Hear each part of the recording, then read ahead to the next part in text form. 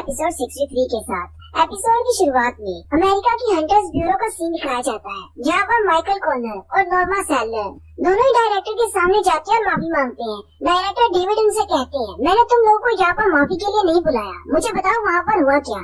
Michael David से कहता है, जैसा कि नॉर्मा ने अपने रिएक्शन से बताया है, उसने कहा है कि संग जिन भी एक किंग है। ये बात सुनकर डेविड बहुत ज्यादा हैरान हो जाते हैं और वो नॉर्मा से कहते हैं, तुम्हारे कहने का मतलब क्या है? तुम ये कहना चाहती हो कि संग जिन भी एक नेशनल लेवल का हंटर है? नॉर्मा डेविड से कहती है, मुझे लगता है कि मुझे इस बात को थोड़ा सा क्लियर करना चाहिए। नॉर्मा कहती है, जो भी अवेकनर्स होते हैं यानी कि हंटर्स दुनिया की दूसरी तरफ से अपनी पावर्स हासिल करते हैं और मैं दूसरी दुनिया के साथ उनके उसी कनेक्शन को महसूस कर सकती हूँ। और बाज़ दफा तो अवेकन्स की पावर इतनी ज्यादा होती है जो कि दूसरी साइड से आ रही होती है, ऐसे लगता है जैसे वो ब्रिलियंट लाइट में लिपटे हुए हैं। और ऐसे ही लोग जिनके पास ब्रिलियंट लाइट बहुत ज्यादा होती है, मैं उन्हें किंग कहती हूँ। लेकिन साथ ही नॉर्मा कामना शुरू कर देती है और कहती है, लेकिन इसके लिए लफ्ज मैंने किंग का इस्तेमाल किया है, लेकिन असल में वो किंग नहीं है। उसके अंदर कोई भी ब्रिलियंट लाइट नहीं थी, सिर्फ डार्कनेस थी। मैंने जब उसकी तरफ देखा तो वो भी मेरी तरफ देख रहा था।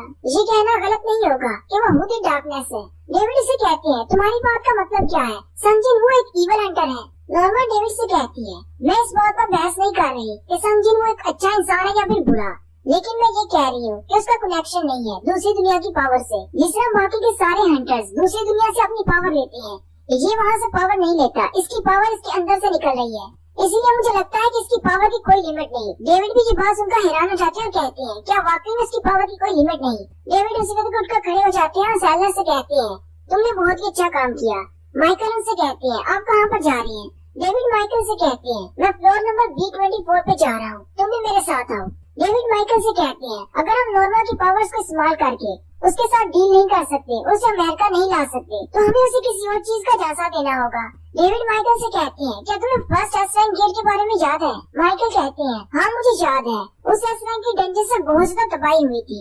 वेस्टर्न पार्ट ऑफ यूएस तो मुकम्मल तौर पर तबाह हो गया था, मुझे वो अच्छी तरह से याद है। यूएस गवर्नमेंट ने बहुत ज्यादा पैसा खर्च करके पूरी दुनिया से सबसे बेस्ट हंटर्स को बुलाया था और उनमें से सिर्फ 5 हंटर उस रेड के दौरान जिंदा बचे थे। उन 5 को हमारी यूएस गवर्नमेंट ने नेशनल लेवल हंटर का खिताब दिया। उस डंजन का बॉस एक ड्रैगन था जिसका नाम केविशी था, एक ऐसा बीस्ट जिसने बहुत सारे टॉप क्लास के हंटर्स को मार डाला। डेविड माइकल से कहते हैं, क्या तुम मेरी बात का यकीन करोगे कि हमारे पास उस ड्रैगन से हासिल हुआ एक तोहफा है? फिर वो दोनों एक बड़े से गेट के सामने जाकर खड़े हो जाते हैं। माइकल उसे कहते हैं, क्या वाकई में? डेविड उसे कहते हैं, हाँ तुम अपनी आंखों से देख लेना। जैसे दरवाजा खुलता है वो अंदर चले जाते हैं।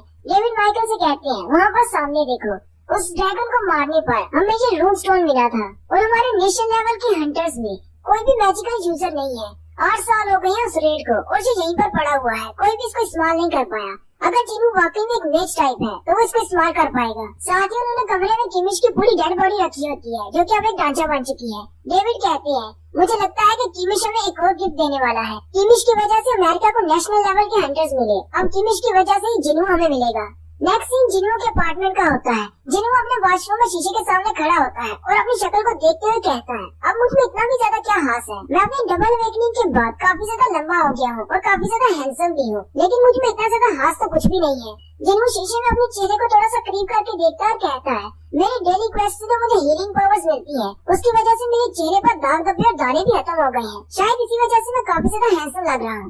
जिनू वॉशरूम से बाहर निकलता है। बाहर जीना सोफे पर लेटी होती है। जिनू उसे कहता है, तुम्हें क्या लगता है एक लड़के के तौर पे मैं कैसा दिखता हूँ? जीना उसे कहती है, तुम्हें किसने कह दिया कि तुम एक लड़के हो? सच्ची बताऊं तो मेरी नजर में तुम सिर्फ एक इडियट हो। जिनू आगे बढ़ता है और उसे सर से पकड़कर कहता है, ये तुम कैसी बकवास कर रही हो? मैंने तुमसे सीधा साधा सवाल पूछा है। जीना उसे किक मारना शुरू कर देती है और वो दोनों आपस में लड़ना शुरू कर देते हैं। जिनू जीना से कहता है, अगर तुम मुझे इसी तरह किक मारती रही तो तुम्हारी टांगें टूट जाएंगी। क्या तुम्हें पता नहीं कि मेरे पास एस रैंक की बॉडी है? तुम तो बहुत ज्यादा बेवकूफ हो। जिनू जीना से कहता है, मैं अपना एक गिल्ड बनाने वाला हूँ। जीना उसे कहती है, तो इसका मतलब अब लोग तुम्हें बॉस कहा करेंगे अगर तुमने अपना गिल्ड बना लिया तो। साथ ही जिनू जीना से कहता है, मैंने अपने गिल्ड के लिए सोलो प्ले नाम सोचा है, तुम बताओ ये कैसा नाम है? जीना भी बुरा सा मुंह बनाती है और कहती है, तुम तो वाकई में एक इडियट हो, ये भी कोई नाम है? जिनू से कहता है, इस नाम में क्या खराबी है? जिना उसे कहती है, तुम्हारे पास हजारों की तादाद में समलिंग क्रीचर्स हैं, तुम अकेले तो रेड में जाते नहीं, तो फिर सोलो प्ले क्यों रखा? जिनू से कहता है, तुम्हारी बात में दम है, फिर मुझे कोई नाम बताओ। जिना उसे कहती है, तुम अपने गिल्ड का नाम आजिन गिल्ड रख लो, मेरे नाम का उल्टा। जिनू उसे कहता है, ये नाम इतना भी बुरा नहीं है, ये काम करेगा। नेक्स्ट सीन चाइन के अपार्टमेंट का होता है। चाइन अभी भी ब्लश करते हुए अपने बिस्तर पर बैठी चिल्ला रही होती है। वो अपनी ही बात को लेकर चिल्ला रही होती है कि मैंने उसको ऐसा क्यों कह दिया। जब जिन्नू ने मुझसे पूछा था कि क्या तुम मुझे लाइक करती हो, मैंने उसे आगे से ये क्यों कह दिया कि शायद मैं तुम्हें लाइक करती हूँ। उसे तो ऐसे लग रहा होगा जैसे मैंने उसे कन्फेस कर लिया है। अब वो मेरे बारे में पता नहीं क्या सोच रहा होगा कि मैं किसी के प्यार में इतनी ज्यादा जल्दी हो गई हूँ कि मैं उसका दिल ज्वाइन करने को तैयार हूँ। लेकिन साथ ही वो कहती है उसने मेरी जान बचाई थी, इसमें क्या है, वाकई में मुझे उसमें इंटरेस्ट है। अगर मैंने उसे ऐसा कहा है तो इसमें कोई बात नहीं। लेकिन साथ ही वो फिर से लेट जाती है और कहती है ये तो बिल्कुल भी ठीक नहीं हुआ, मुझे ऐसा नहीं कहना चाहिए था। चाइन कहती है वैसे मुझे जिन्नू ने नहीं बचाया, मुझे तो ब्यांगो की हीलिंग एबिलिटी ने बचाया है। उसी वक्त उसे याद आता है कि ब्यांगो ने उसे एक मैसेज दिया था जिन्नू के लिए, और ये मैसेज ब्यांगो ने उसे तब दिया था जब वो उसे हील कर रहा था, जब वो शैडो फॉर्म में था। ब्यांगो ने चाइन से कहा था कि जिन्नू को मेरा मैसेज देना कि उसे अपनी पावर से बहुत ज्यादा एहतियात करना होगी क्योंकि उसकी पावर्स उसकी अपनी नहीं है। चाइन जल्दी से उठकर बैठ जाती है और कहती है हाँ मैं इस मैसेज के बारे में तो भूल ही गई थी, मुझे जिन्नू को अभी ये मैसेज भी देना है। नेक्स्ट सीन नाइट्स के गिल्ड का होता है जिसमें गिल्ड मास्टर ए रैंक के हंटर जोंगसू है। जोंगसू का वाइस मास्टर से कहता है हमारे गिल्ड के बैकयार्ड में जो एक गेट ओपन हुआ है वो एक ए रैंक का गेट है, लेकिन एसोसिएशन वाले हमें उसकी परमिशन नहीं दे रहे, वो हमें अंदर नहीं जाने दे रहे। वो कहते हैं कि उसकी मैजिकल एनर्जी बहुत ज्यादा है। जोंगसू से कहता है अगर वो एस रैंक का गेट नहीं है तो फिर हमें क्यों नहीं जाने दे रहे, हमारे पास तो सबसे ज्यादा ए रैंक के हंटर्स हैं, हम उसे क्लियर कर सकते हैं। जोंगसू से कहता है अगर उन लोगों ने फैसला किया है तो फिर ठीक ही होगा, वैसे भी अगर हम लोग अंदर जाएंगे और सारे मारे जाएंगे तो फिर हमें क्या फायदा होगा। वाइस मास्टर से कहता है लेकिन सिचुएशन बहुत ज्यादा चेंज हो गई है, वो एक एस रैंक का गेट नहीं है, वो एक ए रैंक का गेट है। और आपको पता है कि लोग कितनी जल्दी बातें बनाना शुरू कर देते हैं। हम लोग कोरिया के टॉप 5 गिल्ड्स में आते हैं, लोग तो यही कहेंगे कि हम लोग एक ए रैंक की डंजन को भी क्लियर नहीं कर पाए। जोंगसू से कहते हैं कोई बात नहीं, लोगों को सोचने दो, लोगों को शायद लगता है कि सारे ए रैंक के गेट्स एक जैसे होते हैं। वाइस मास्टर से कहता है अगर हमने इस गेट को क्लियर नहीं किया तो फ्लेम गिल्ड वाले इस गेट पर अपना हक जमा लेंगे। ये बात सुनते ही जोंगसू बहुत ज्यादा गुस्सा हो जाती है और कहती है क्या तुम वाकई में श्योर हो, ऐसा तो हम लोग बिल्कुल भी नहीं होने दे सकते। वो गेट हमारी लोकेशन के करीब है और हम लोग उसे फ्लेम गिल्ड के माध्यम को नहीं दे सकते, इससे तो हमारा बहुत ज्यादा नाम खराब हो जाएगा। जोंगसू सबसे कहते हैं वैसे तो हमारे पास सारे ए रैंक के हंटर्स हैं और वो सारे बहुत ज्यादा काबिल हैं, बस हमारे पास एक एस रैंक का हंटर नहीं है, इसीलिए हम टॉप 5 में आगे नहीं बढ़ पाए।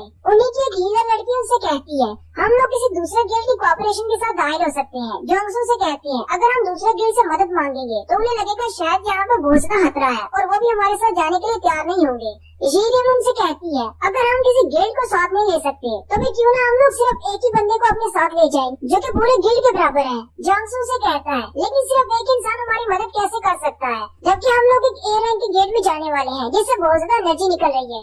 जीलिन जोंगसू से कहती है आपको पता है मैं किसके बारे में बात कर रही हूँ। जोंगसू भी हैरान हो जाती है और कहती है क्या तुम संग जिन्वो की बात कर रही हो। जोंगसू कहते हैं बाकी किसी गिल्ड के साथ जाएंगे तो हो सकता है लोग हमारे बारे में बातें करना शुरू कर दें, लेकिन अगर हम लोग संग जिन्वो के साथ जाएंगे तो हमारी इज्जत में इजाफा ही होगा और संग जिन्वो को साथ ले जाने का मतलब है हमारे जिंदा वापस आने की चांसेस बहुत ज्यादा है। वैसे आजकल वो कर क्या रहा है, क्या तुम्हें इस बारे में पता है। वाइस मास्टर से कहता है 2 दिन पहले एक